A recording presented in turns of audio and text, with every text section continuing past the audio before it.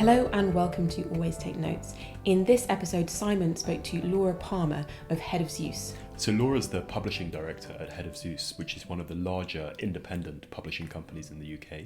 We covered a lot of ground in the interview, ranging from the nitty-gritty of the editorial and submissions process through to the changing nature of the market when it comes to ebooks, and also what amalgamation has meant in the UK publishing scene. She was very candid and it's a fascinating conversation, so I'm sure you'll enjoy it.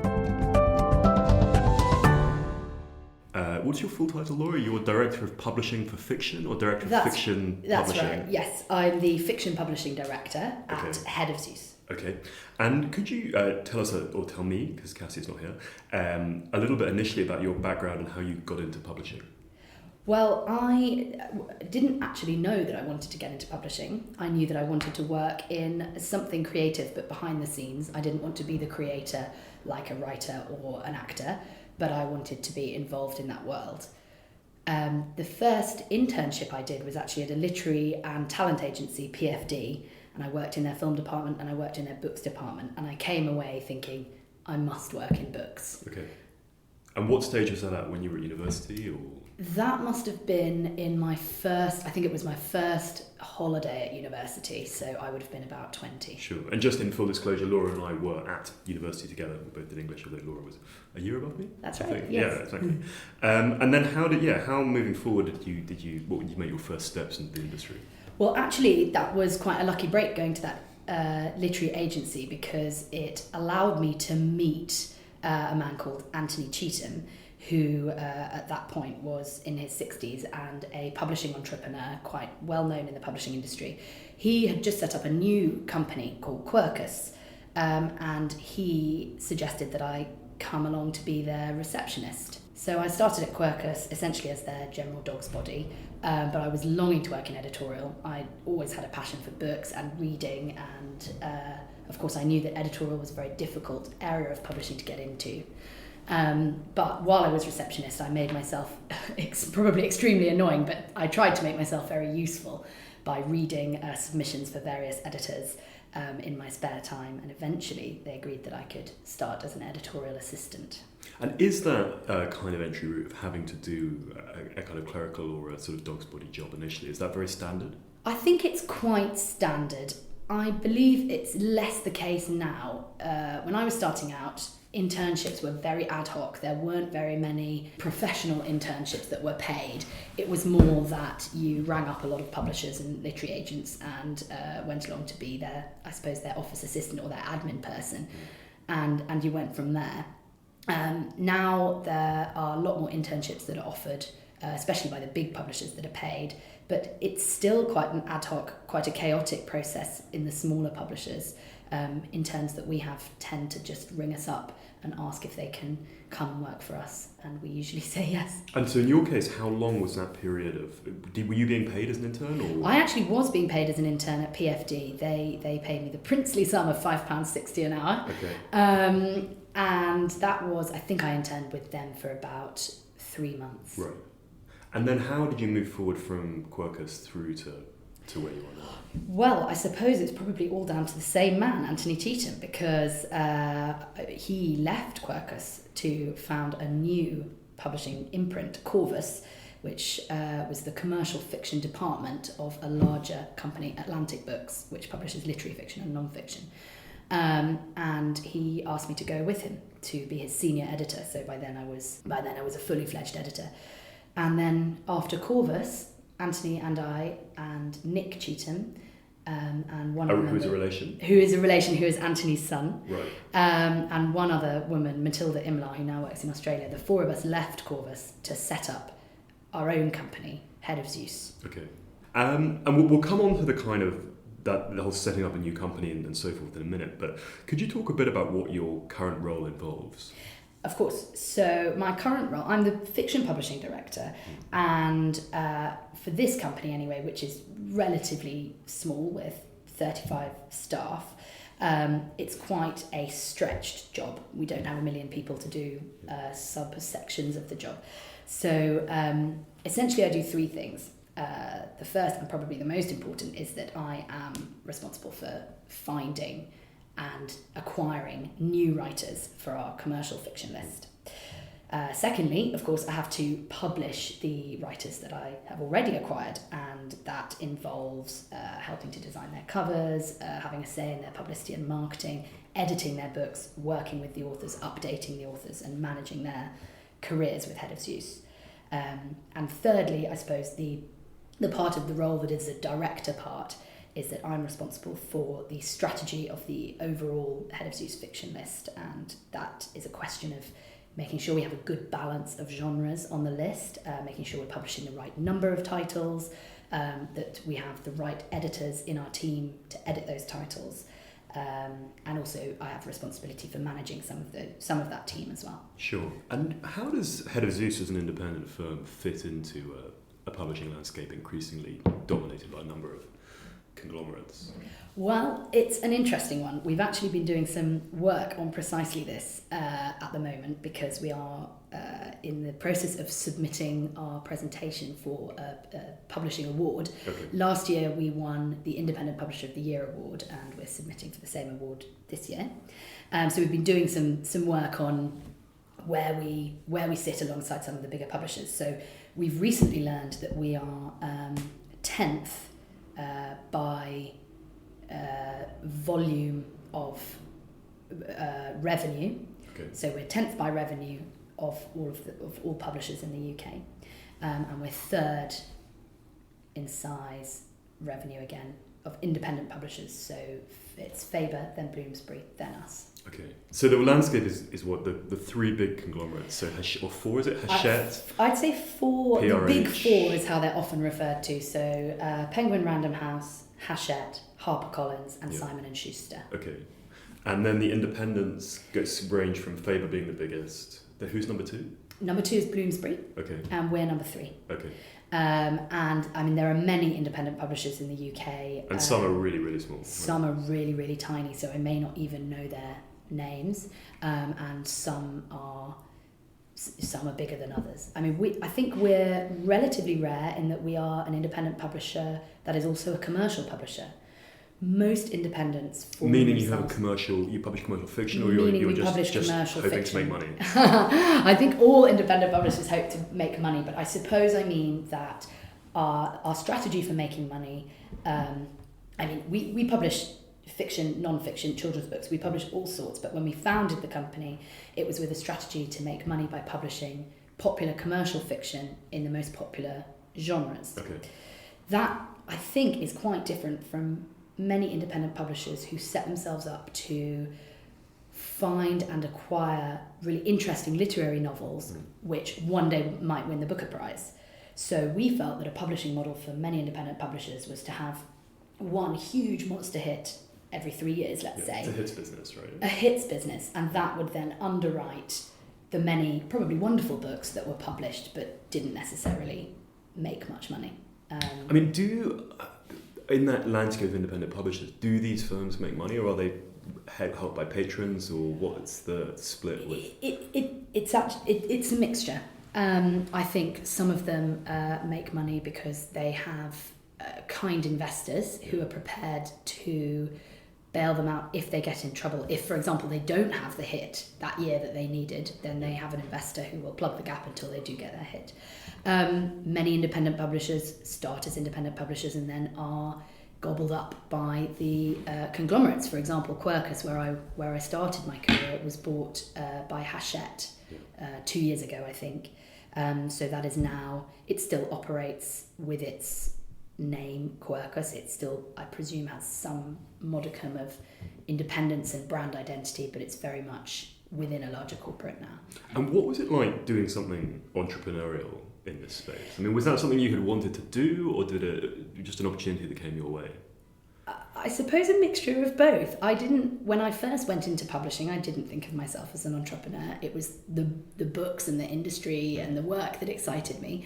But the more I worked in publishing, the more I became really engaged with the business side and the strategy side, and I decided that I did want to do more of that. But it is a mixture, because I certainly wouldn't have done it without the opportunity presenting itself by my colleagues at the time at Corvus. Did it feel a big risk? Yes, it did feel risky.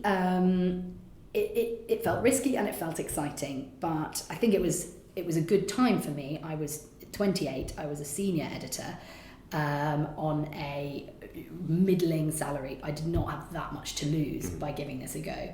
Yeah. If I'd been further on in my career, if I'd had a bigger salary, if I'd been more concerned perhaps with my reputation within the industry, then I would have felt like I had more to lose. But at the time, I thought it was absolutely worth a go, and I'm so glad I did it. It's been exhausting at times. It's been very, very hard work, but it's been huge fun. Where does the name come from?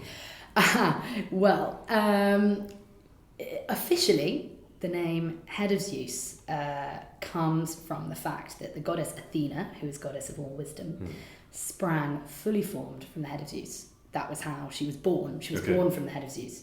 So our feeling was that, number one, obviously we are purveyors of all wisdom, be that fiction or non-fiction. And number two, we were forming a company at a time when ebooks were just really coming on stream and were allowing you to publish very successfully and very quickly, which is not always the case with print book publishing. So our thing was that we were going to spring to life fully formed as a fully fledged publishing company within the first 6 months of being incorporated as a company. And what were the, with yourselves, but also other independents, what is the importance of independent publishers? What do they do that others don't, or what's the distinction?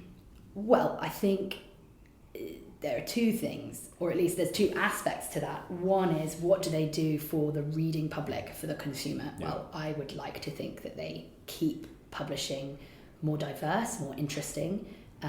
They prevent everything merging into one block, which I think is bad for reading. We want to have very diverse types of books. We want to have authors coming from all over the world. We want to have publishers coming from all backgrounds. And I think independent publishers give themselves more latitude to experiment with those kind of things. Also, as an employee of an independent company, I think you have a lot more freedom to publish books that you really love.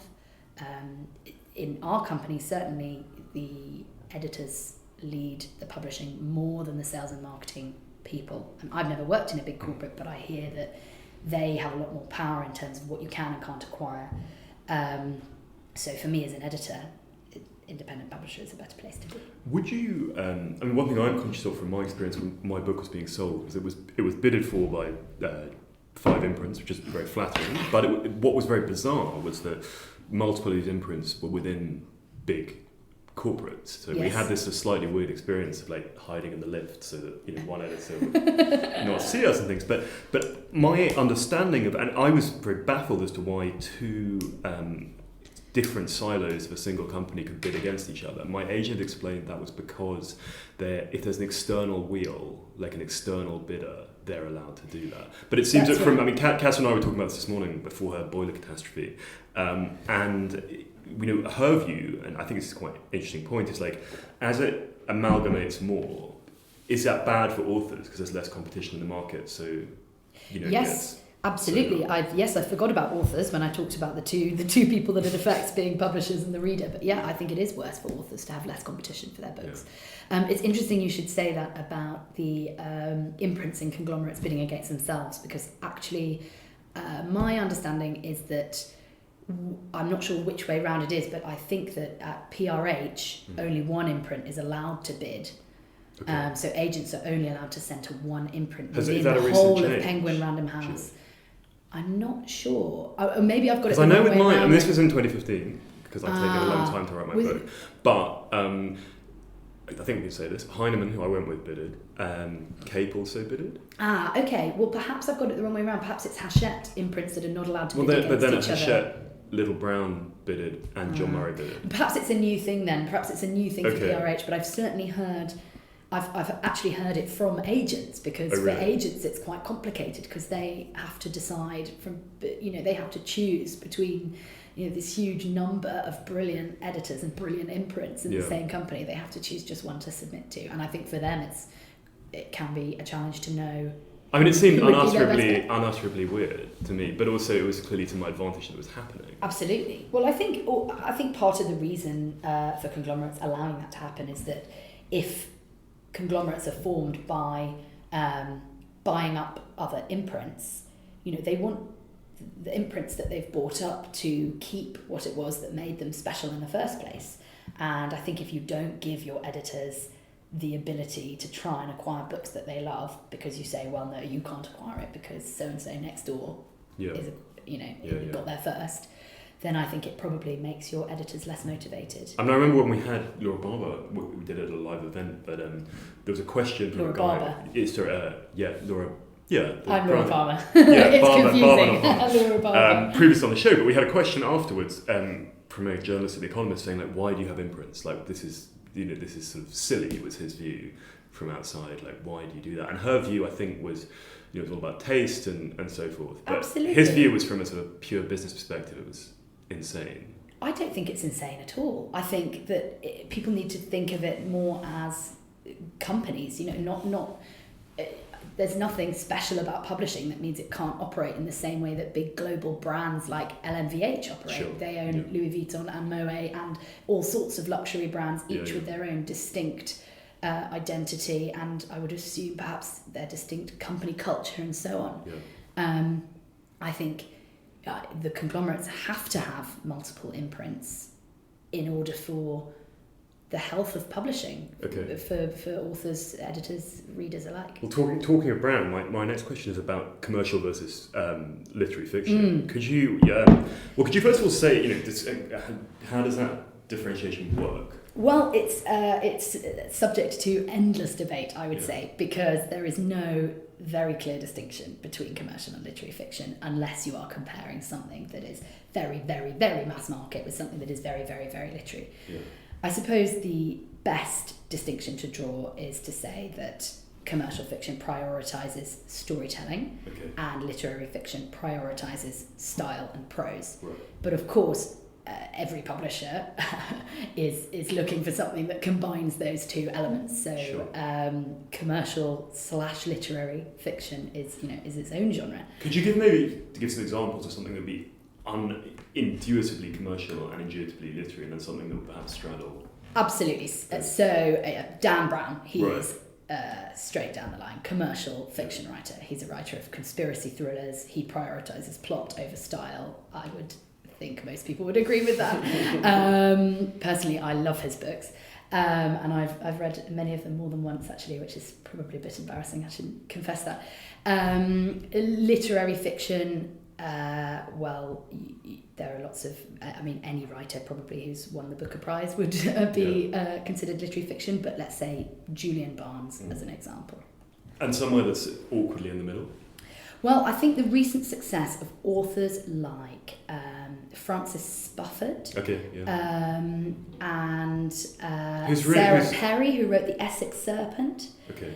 I mean, of course, commercial essentially means it makes money, and literary essentially means it's well written. So if you get a literary novel like The Essex Serpent that makes money, then it by default becomes commercial literary novel. Yeah, I mean, one factor I find very interesting is the role of adaptation in TV or film. So I was told, this is from years ago, but when the film of The English Patient came out, that the novel, the Michael Ondaatje novel, suddenly shifted enormous numbers of copies, and it's quite a difficult literary novel. Yes. And the sort of joke being, this is like the most unfinished book ever sold. It makes a huge difference, I think, and any TV or film adaptation coming out will shift copies of the novel, whether the novel was a good novel or not, whether it was a successful novel. I mean, I wrote a piece years ago in New York for Intelligent Lives, so the previous iteration of The Economist's culture thing, and the idea was to find what was the most common title on secondhand bookstores in New York. Which I thought was going to be like a fun weekend story, and they were like, we need economist rigor with this. So I had to count 4,000 books. But the whole idea was like, if there's loads of your books on secondhand bookstores, is that a plaudit for a writer, or is it a negative thing? It's quite That's unclear. a good question. But a huge number of those books were movie tie-ins, and things that were on school syllabuses, so like The Great Gatsby, and Yes, Love at the Time of Cholera. I feel like there definitely is a type of book buyer who aren't what you would call heavy book buyers, but who consume books that really break the surface in a very, very significant way. So I suppose they would perhaps be the ones who might buy 50 Shades of Grey, not necessarily because they want to read some porn, but because it's the book that everybody's talking about, which in fact was the tagline that Random House very cleverly used on their marketing campaign. They knew that this was a book that had already broken the surface when it had been self-published, and they knew just how to appeal to those book buyers that only read that type of book. I think film ties fall into that. And what about the relative health of those two areas, commercial versus literary fiction? A lot is written about the death of literary fiction. Yes, I think literary fiction is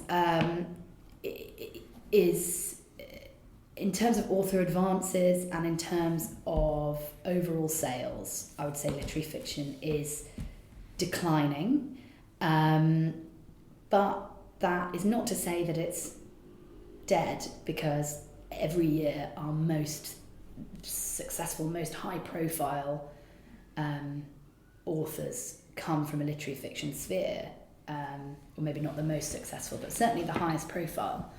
So I don't think literary fiction will ever die. I think it's just, if you're a writer, I think literary fiction is a much more high-risk strategy, because a lot of literary fiction books get published every year, and there are only so many prizes, and there are only so many slots for a lead review in the Sunday Times, and those are the two things that really drive literary fiction sales. Okay, the Sunday Times over other newspapers. Oh, so no, I just use that as an example. I mean, any broadsheet, I would say, giving a novel their lead review. But, space in the reviews. Space for book reviews is shrinking, whereas for commercial novels, it's I would say it's actually a growing area, and that's largely thanks to ebooks, which we'll come on to in a minute. But just a couple of things here. You did an English degree as an undergraduate, reading a lot of sort of ultra literary stuff. Absolutely. What drew you to work in commercial? Well, partly that, even though I did an English degree, I mainly spent my time reading Agatha Christie novels when I should have been reading Dickens and Daniel Deronda and so on. So I suppose... Not to forget the Old English. Not to forget the Old English, exactly. Learning how to pronounce thorns and so on. And at school I only read Jilly Coopers and Fiona Walkers and all sorts of commercial women's fiction. So I suppose when I went into publishing, I just wanted to publish the kind of books that I like reading for fun. Sure. Although actually my English degree sort of led me in the wrong direction, because I remember my first job at Quercus, or the first time I was asked to read and report on a submission at Quercus. I was fresh out of Oxford, and I wrote this sort of, I thought, brilliant essay about the author's voice and how well he used pathetic fallacy and so on and so on. And I sort of got this withering note from my boss saying, I don't care about pathetic fallacy, I want to know, will your mum buy it? Yeah, which shows how different the concerns are, right? Because different. I mean, there's that James Wood essay, I think, which is about the things that academic literary criticism shies away from enormously being intentionality and a kind of qualitative judgment, right? Which are, certainly as a writer, are hugely important. Like, what is the writer trying to do, and is it working? Absolutely. Doing different things. You mentioned also this idea of women's fiction. That's obviously another quite contested term at the moment. Yes. How does that fit into the landscape? It is a contested term. Unfortunately, I think it's a useful term, and it's probably the most useful one we've got to describe a certain kind of fiction, which is generally but not exclusively written by women, but is exclusively set in what we would traditionally call the female sphere. So I realise how controversial that could be, but if you've got novels about wives and mothers and the female experience, then it does make sense to call them women's fiction. Sure. I think it's just, we just have to be careful not to assume that means that women don't also read crime and thrillers and science fiction and fantasy. I mean, there's also a term that we use, which is lad lit, Okay. which we would use to describe Boise adventure or military thrillers. So something by Chris Ryan, say. Sure. And I suppose also there's the other debate about that is how these books are packaged, right? In terms of Yes, absolutely. So I know that some female authors have been dismayed to find that their beautifully written literary novel was then packaged with pink and sparkly cover. Right. I mean, yeah. I would say that's probably a mistake on the publisher's part. Yeah. I mean, you need to package the book according to its contents. Yeah.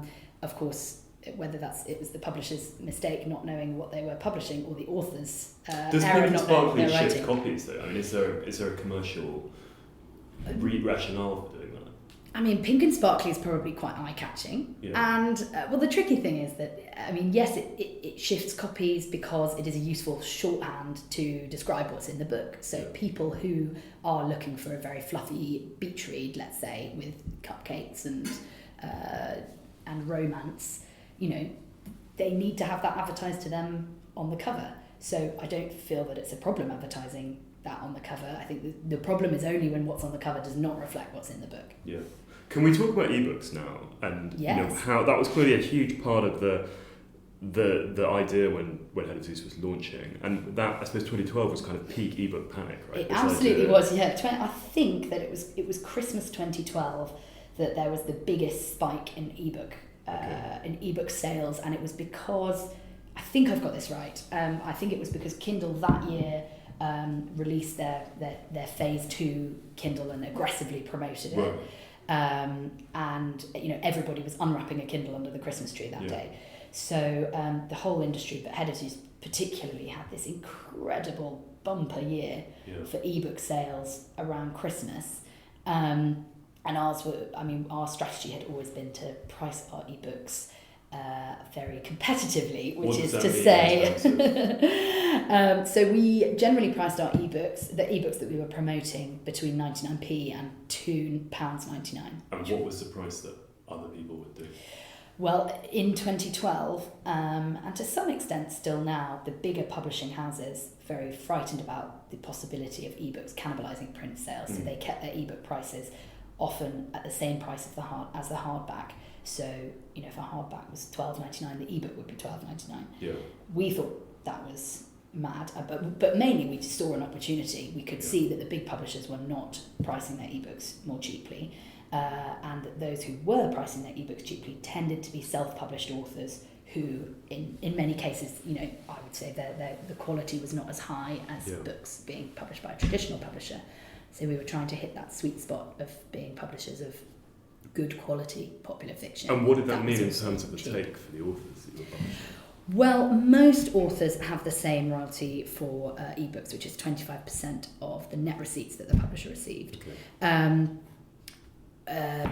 So if you do price your ebook more cheaply, then they do receive. Obviously, they receive less money per sale. However, we were selling. If your book gets to number 1, it tends to stay in the chart for a long time because people often it has a sort of snowball effect. Right? So we were selling 100,000 copies of a £1 ebook, and I think if we'd priced it at $7.99, we might have sold 1,000 copies. And how has that landscape evolved in the 6 years since then?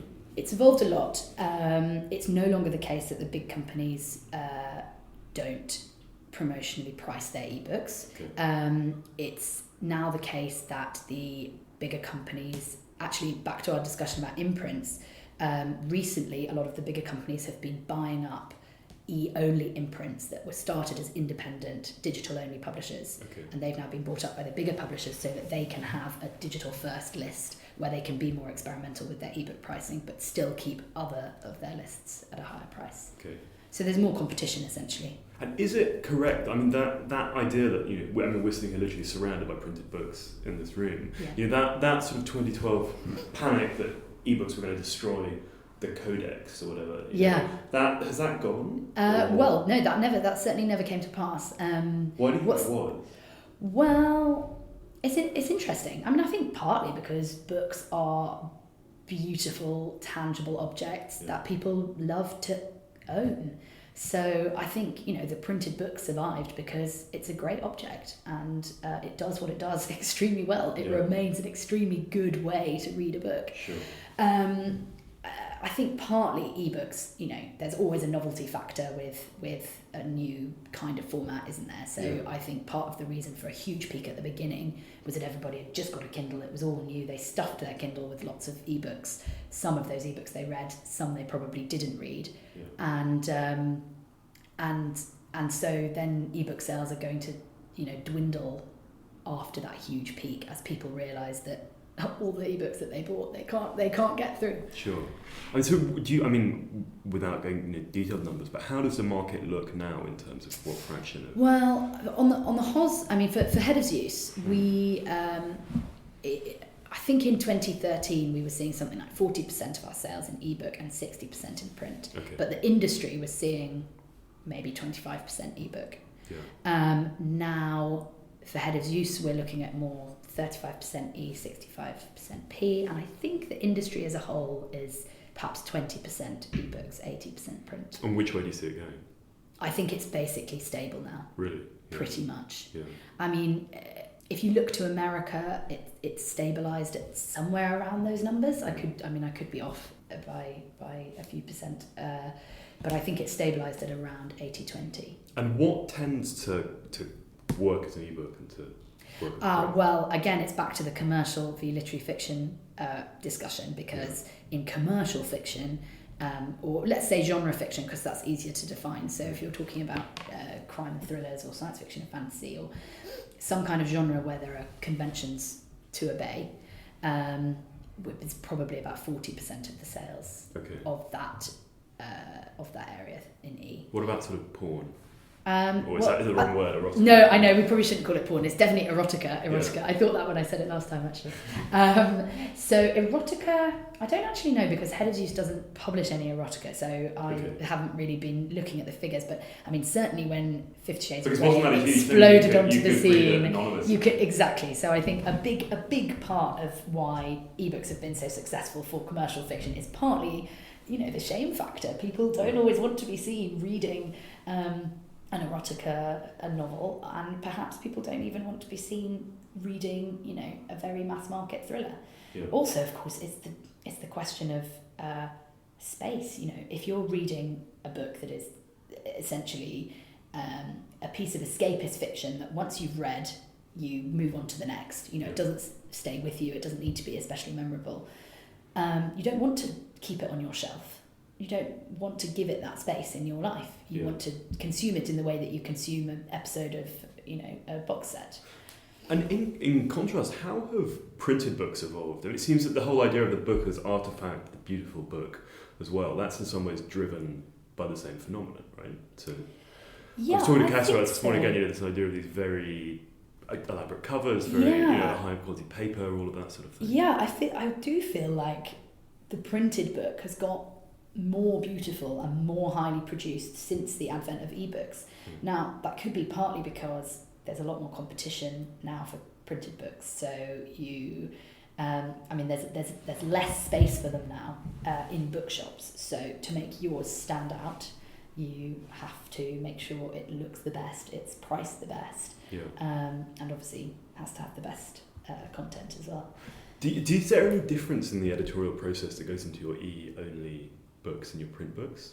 I mean, again, often in journalism, stuff that is for the web gets, less. Purely because of the amount of E-only publishing that we do. We have very big lists that are E-only. Yeah. They don't get as many editorial. They don't go through as many editorial processes, proofreads and the like,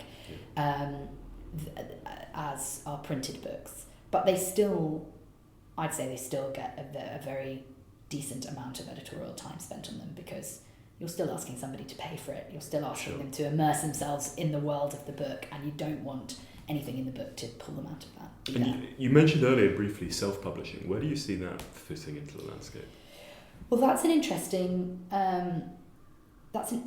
part of publishing, which I think will change quite a lot, purely because Amazon now has its own publishing company. So Amazon is not just a retailer anymore. It has, I think, possibly 3 or even 4 publishing imprints. And one of the ways that they are acquiring their authors, understandably, is looking to which self-published authors have been really successful within the Amazon ecosystem and then offering them a publishing contract. So it strikes me that a lot of self-published authors are now becoming traditionally published by digital-only publishers. But at the same time, the way it's described to me, though, in it sort of be wary of that thing was like, it's a sort of unicorn thing. That's sort of the tip of the iceberg. The ones who have a lot of success as self-published and then jump the fence, they are the 1% or the... Yes, that's true. Actually, I don't know so much. Yeah, no, I think you're quite right. I don't know so much about the base of the iceberg, actually. Yeah. I know that there are a lot of self-published authors, on the kind of Kindle free list, and then, of course, there's other sites. So Wattpad has a very large community of self-published authors that read each other's work. Would you countenance it as a wise thing for an aspirant writer to do, or do you think that they should push for? I think writers should push for a publisher in the first instance, but I know more than anyone how competitive it is to find a publisher. And if authors really believe in their work and they haven't managed to find a publisher, then absolutely they should go the self-publishing route. I think it offers a lot of opportunity, but I think I'd probably advise it as a stepping stone rather than a permanent plan. Can we talk a bit now about the actual mechanics of editing? Some of the documents you sent over, and this fascinating phrase, author management. Oh yes. Came up in that. Yes. Well, I think we. What does that involve? Author management involves, I suppose it essentially involves keeping my authors happy and motivated, and or at least sane. Sane. And also I should mention that I'm married to an author, a historian, so I know a little bit kind of firsthand on how authors can be while they're writing. I think it can be a very lonely job being an author. Yeah. You don't have anybody to bounce your ideas off. You don't have a team saying, yes, that sentence is great, or I love that character. And your editor and your literary agent as well, they become that team. Yeah.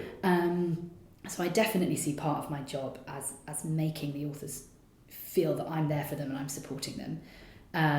Of course, sometimes in my job I have to not just be kind and supportive. Sometimes I have to be a bit more punchy, maybe make them hurry up with their writing, hit their deadlines. I thought another very interesting point that you raised, and I really agree with this, is that it needs to be a collaborative, not a confrontational relationship. Absolutely. I certainly, journalistically, when I was starting out, I used to hate being edited, really, really hated it. And the more now, as I've been much better at setting up that relationship as a collaboration, actually, if you feel you're on the same team working to a common objective, everything's different. Absolutely. It's all about the collaboration, and I think as an editor as well, it's very important that you remember that you are the editor, you are not a writer, you're a reader.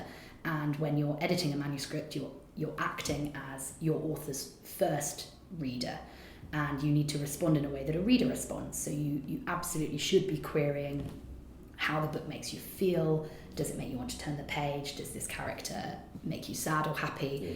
It's that level of focus, I think, and what as editors we should not be doing is trying to rewrite a book or say, oh well, if I'd created that character I would have done it this way, because that just, firstly, it sets up conflict, and secondly, that's not actually where my skill is. I'm not a writer. Could you talk a bit about the process, about literally from the first drafts coming in through to those conversations and discussions? How does it, maybe using an example? It's case by case according to each author, but on the whole, we will receive a submission from a literary agent.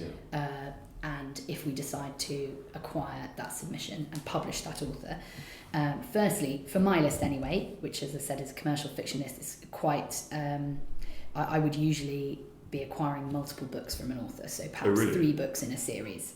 Always? Not always. Even as from a debut? Even from a debut, really?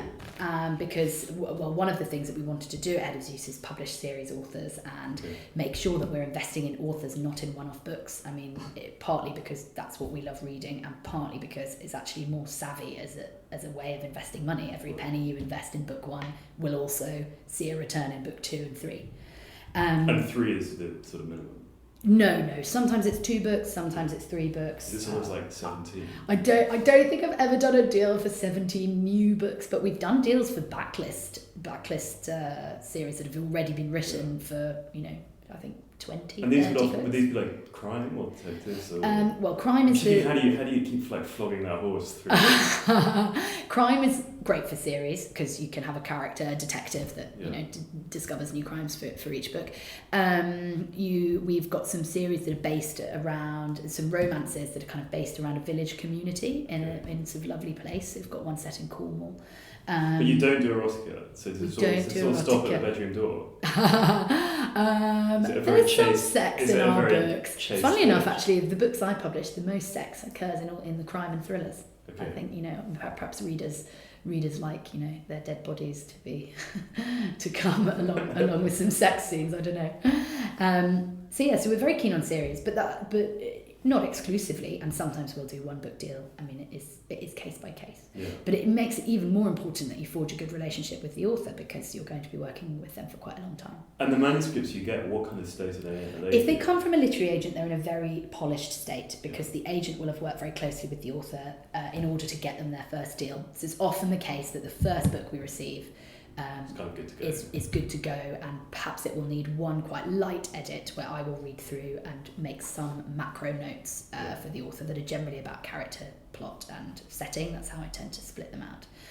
And then we'll go on from there. There are 2 further editorial stages after that. One is the copy edit, which is done by a freelancer, and that's about spotting consistency errors. I suppose it's a bit like sub-editing in a newspaper.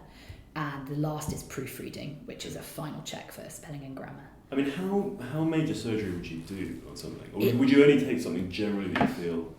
Or maybe what for a first novel, it would be rare. For a novel that's come from a literary agent, which, as I say, is usually quite polished, it would be rare to do major surgery on that novel because it's already been worked on. It's often the case that the second novel is, for whatever reason, not as polished. Partly that's because the literary agent might not work on it that time. And it's a difficult second album, right? Partly it's because it's a difficult second album, exactly. An author's first novel is usually something that's, they've been longing to write for ages, it's sprung out of their head, fully formed, like Head of Zeus. And their second novel, they're writing with a deadline, they're under pressure, they're wondering if they can match the success of the first book.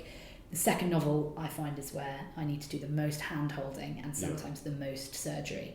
And over the years, what I've realised is if I'm more involved at the beginning of the process, helping an author to write a really, really good plan, helping them write a great Do you synopsis. advocate plans? Because some of the novelists we've had... big believer in plans. Some of the novelists we've had on talk about the planner versus the plunger. Yeah, I'm not a fan of the plunger. Okay. I think it's all about a plan. I mean, partly because as somebody who reads a lot of submissions from literary agents, the most frustrating thing is when you have a brilliant book with a terrible ending.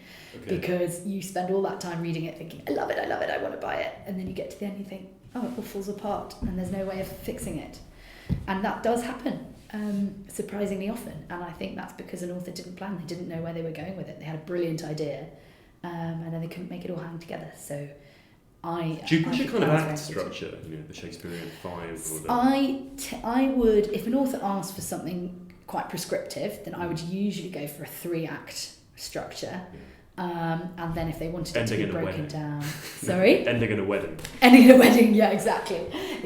I mean, if they really want something really broken down, then there's some quite good resources online that I would direct them to. Which are one? So there's this brilliant novel, there's this brilliant book called, I'm going to get its name wrong. I think it's called Save the Cat. Okay. Have you heard of it? No, I haven't. It's actually written by a screenwriter. Okay.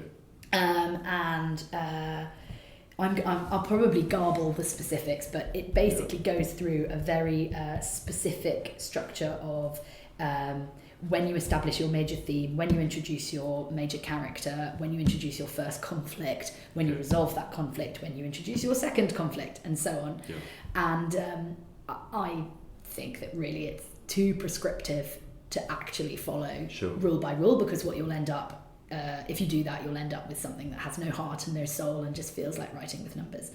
But for somebody who is struggling to plan their novel, I think it can be quite a useful useful first step. And can we talk a bit about the funnel that is bringing this material into you? So do you only look at agented submissions? No, we actually do look at unagented submissions, which is quite rare for publishers, but especially because we're an independent publisher and we can't always compete with the big companies for very big novels from big important agents.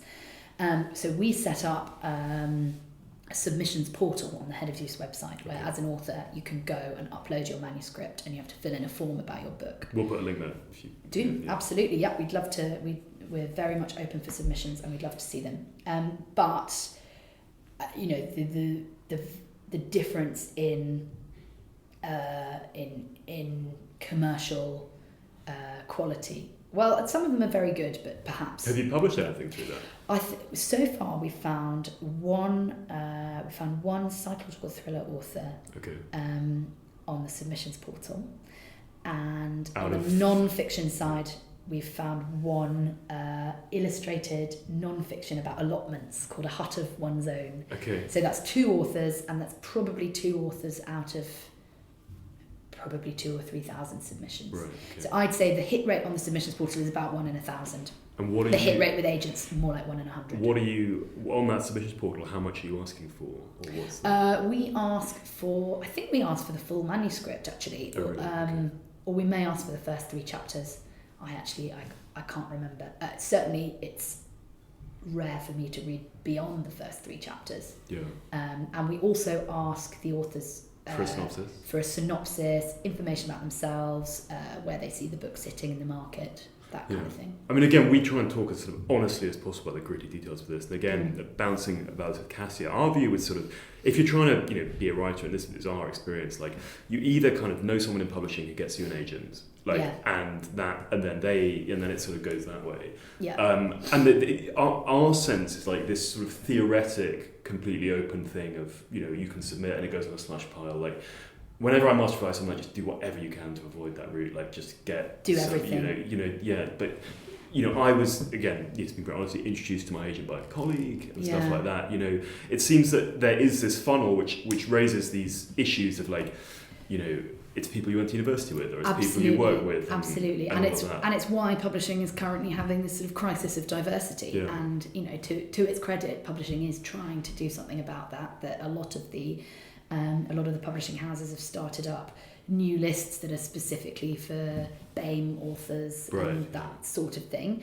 But that's one thing. That's really about ethnicity and diversity. But what you're talking about is more about, I suppose, opportunity, education. Yeah. It's certainly the case that most people who get published have had a university education and have made contacts in the world that then leads them to their agent and finding their publisher. However, talking to agents, there certainly are some authors that they represent that have simply come in on the slush pile. Yeah.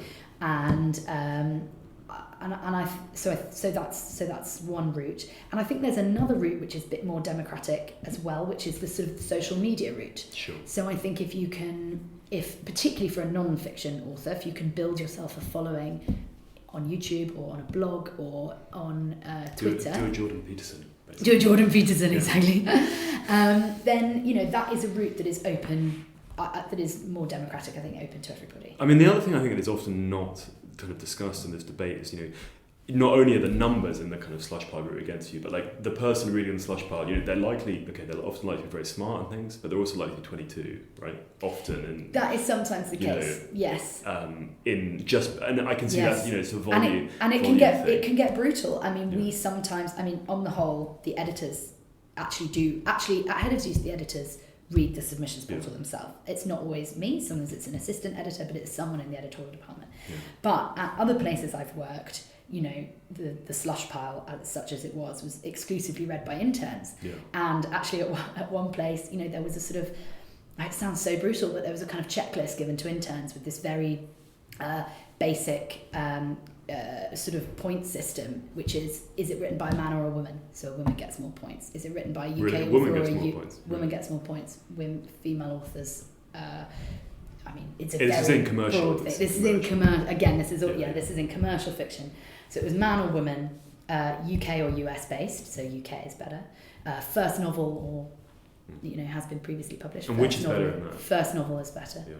because if they've been previously published, the likelihood is that they haven't succeeded with that novel. It can be much, much harder to re-energize someone's career if you've got negative sales figures for a previous book, and on the whole, the publishing industry and booksellers and so on, they love something new and shiny. And if you haven't made out in advance, right, as well, that's a big issue. Yeah, that can be an issue. Exactly. And does that, that's come up in other interviews of like the potential double-edged sword of a big advance. Yes. Yeah,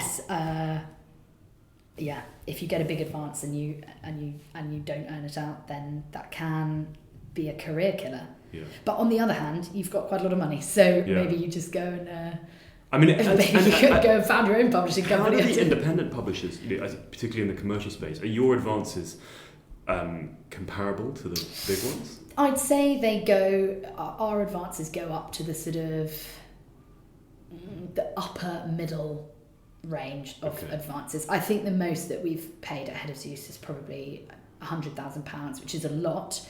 But some of the big, I lost a book recently to a company which was rumoured to have paid £500,000 for a commercial novel. For three, it was for 3 books. Okay. And it was for world rights, which means that they could potentially make back that money by selling it abroad. But still, that is a huge amount of money. That's the kind of money that if we at Head of Zeus, risked that amount of money on a book, that could potentially sink the company if the book didn't work. The other thing, I was having a discussion with my dad, who's an academic, about how books are sold, and the point he made as a sort of somewhat sceptical outsider, I think it applies to the creative industry as a whole, is like, if you're a university doing, this is procurement, right? Fundamentally, this is a procurement piece. And, if you're a public body or anything like that, there's all sorts of like stuff you have to show about, not conflict of interest, and it's put out fair to tender and everything like that. And like, TV series or like creative stuff always happens because someone knew someone else, right? It seems like that's it is run. It's a people thing. It's very much a people business, and that can go both ways. If you are personable and charismatic, and you are able to impress people that you meet, and then through that route meet other people, then that is certainly a way of my view has always been that like, it's not worth expending time or emotional energy on being, angry about how it works. Like, they're very clear. It's a function of supply and demand. Unfortunately, right? you have to work within the system rather than work against it. Exactly. Otherwise, you won't get anywhere. It's much more advantageous to just work out how to make it to your advantage. And ultimately, it's all a function of like, lots of people want to be writers. That's it. It's a supply. Exactly. It's a supply and demand. It's a question of supply and demand. There are lots of writers out there. And there's a final thing. Are there anything sort of things you wish authors knew, or you wish that aspirant writers knew, classic things to avoid? That's a really good question. Well, I suppose I wish more authors planned their novels, so that's one thing. I think I wish that authors knew that in order to be a high quality writer and write beautiful stories, you don't need to overwrite. I think there are some quite self-consciously literary writers starting out in their career who try too hard to use flowery language or long words, and certainly in my experience, like that's what journalism is quite good at, beating that out of you. Actually, my experience of publishing journalists has been brilliant because they know how to hit deadlines, they know how to use ordinary words to write an extraordinary story, and they tend to be the ones who don't go overboard. Although there are other issues that journalists have where like it's it can sort of hack problem can be the other side of that, I think. Yes, no, that's also true. You do need having said that there are lots of kind of rules and conventions surrounding popular fiction and genre fiction, but at the end of the day, it has to come from the author's heart. They have to. There has to be that spark. There has to be that X factor. I suppose that's what makes a job quite exciting and means that it changes all the time, is that X factor can come in so many different ways. Sure. Well, look, Laura, thanks so much for speaking so informatively and so openly. And we'll put links in the show notes to the portal and then some of the other things you discussed, and wishing you all the best for your project. Thank you. We hope you enjoyed that. Now, a quick update from us, Simon. I have landed another section of my book at 4 a.m. on Tuesday morning, so I'm still a bit dazed, but that's good. There's only 3 more left now, so the end is kind of in sight. And I've also done some major tidying up of my writing cave that's rendered my environment more salubrious. Cassia, what about you? Writing cave. Sure. You've been there. Yeah. I am a bit grumpy because Simon made me lock my dog outside because apparently it was wagging its tail too loudly. But apart from that, I'm pretty good. I just spoke to a special effects guy for The Shape of Water about how to make fish butts sexy, which was quite an interesting conversation. It's a transferable skill. Yeah. Anyway, this has been Always Take Notes, hosted as ever by me, Simon Acombe. And me, Cassie Sinclair. Our producers are Olivia Krellin, Ed Kiernan and Liz Davies. Zara Hankier looks after our social media. Our music is by Jess Danheiser, and our graphic design is by James Edgar. And we're on all manner of social media. You can find us on Facebook and Instagram at Always Take Notes. We're on Twitter at Take Notes Always. And we're on, what's the last one? Website. Our website is alwaystakenotes.com. And it would be really helpful if you could give us a review on iTunes. It helps other people find us and listen to our wisdom. Lavish praise only is acceptable. Thank you. Bye.